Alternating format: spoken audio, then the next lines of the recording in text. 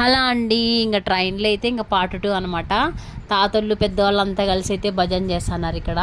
ఇంక మేమైతే ఇంకా 2:30కి అయితే ఇంకా తిరుపతిలో అయితే దిగినామన్నమాట. ఇంక లేట్‌గా వచ్చినా లేటెస్ట్‌గా అయితే ట్రైన్ అయితే దింపేసింది మమ్మల్ని. చూడండి ఎంత పెద్దగా ఉందో తిరుపతి, ఎంత బాగుందో. ఇంక పక్కనే గోవిందరాజుల గుడి అయితే కనపడిస్తుంది. ఇంక బస్సు అయితే రెడీగా ఉండనమాట మేము వెళ్ళేసరికి.